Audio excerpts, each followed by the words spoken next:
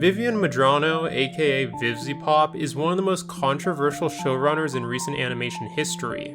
Her character has been scrutinized repeatedly for her immaturity, lack of tact, and most notoriously, her inability to accept criticism. But at the end of the day, what matters more than Vivian Medrano herself is the art she produces, with her two biggest successes being Hazbin Hotel and Hell of a Boss.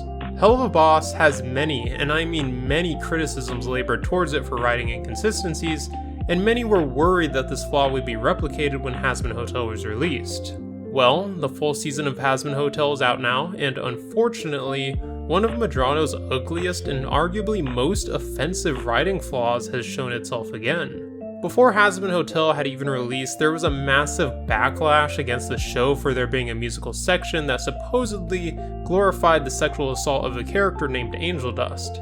The entire controversy originated from an out-of-context clip of a scene that painted it in a bad light, but when the show actually released, glorifying sexual assault was about as far from the truth as you could get, and showed in detail the trauma this can have on a person. The controversy died out and many people made complete idiots of themselves, but then just a week later, when the 6th episode of Hazbin Hotel aired, it contained this moment. Because I'm having sex with everyone here! Let's do it! This scene with a character named Serpentious was meant to be comedic, while the scenes with Angel Dust were supposed to be disturbing, despite them both having the same subject matter, which is sexual assault.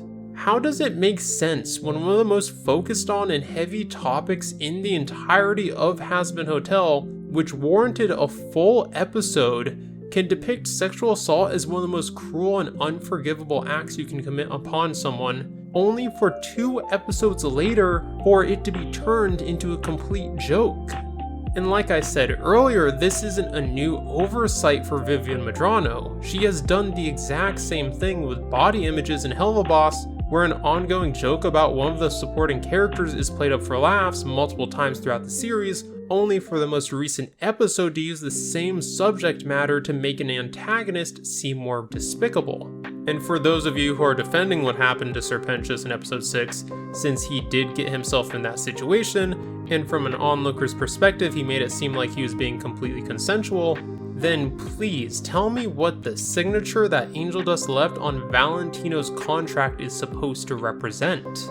A signature on a written agreement is a legal and binding form of consent.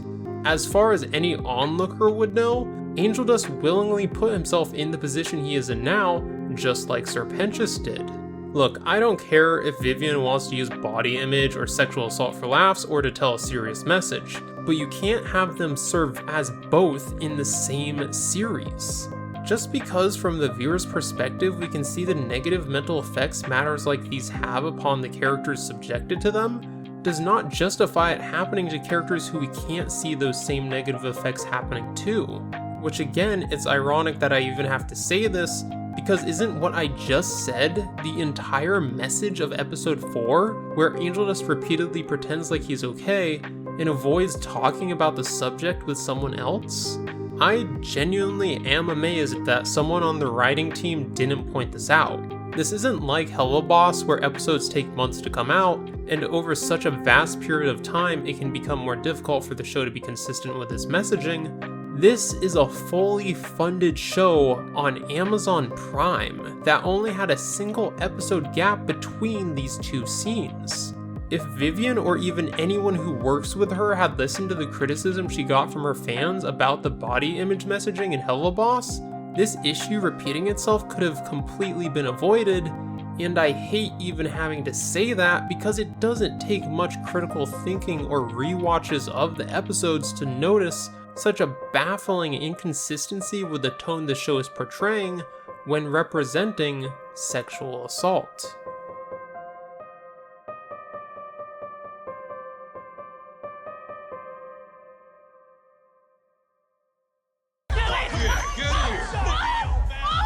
Now comes the part where we throw our heads back and laugh. Ready? Ready!